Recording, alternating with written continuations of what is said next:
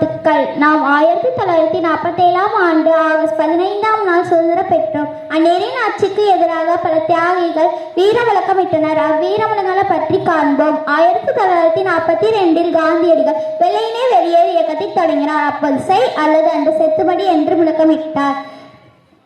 நேதாஜி சுபாஷ் சந்திரபோஸ் ரத்தத்தை கொடுங்கள், சுதந்திரம் தருகிறேன் என்று டெல்லி செலோ என்று முழக்கமிட்டார்.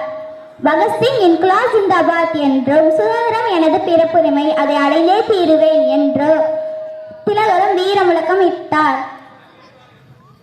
லாலா லஜபதி ராய் பாய்மர மக்களை அடிக்காதே என்னை அடி என்று தனது மார்பை திறந்து காட்டினார். அச்சமில்லை அச்சமில்லை அச்சமென்பதில்லையே, உச்சி மீது வானிலிருந்து வீழுகின்ற போதிலும் அச்சமில்லை அச்சமில்லை அச்சம் என்பதில்லையே என்று பாரதியார் தன் கவிதையின் மூலம் மக்களுக்கு உணர்வூட்டினார். இவ்வாறு ஒவ்வொருவரும் மக்களுக்கு தங்கள் கருத்துக்களால் எழுச்சியை ஊட்டினார். திருவிகா தன் எழுத்துக்களால் மக்களிடம் எழுச்சியை ஊட்டினார்.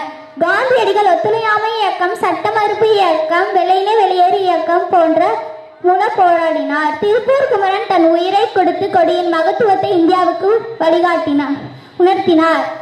பெரியார், ராஜாஜி, காமராஜர் ஆகிய பெருந்தலைவர்கள் விடுதலை போரில் ஈடுபட்டு இந்தியாவுக்கு வழிகாட்டினர்.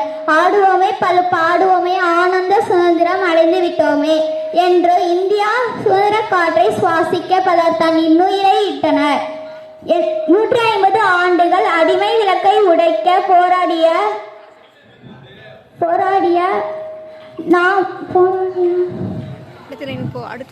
அவர்கள் நினைவு கூறி சுதந்திரத்தை பேணி காப்பும் நமது கடமை. சுதந்திரம் யாரும் யாருக்கும் கொடுக்க முடியாது, யாவருக்கும் உரியது. ஜெய் ஹிந்த். தேங்க்யூ.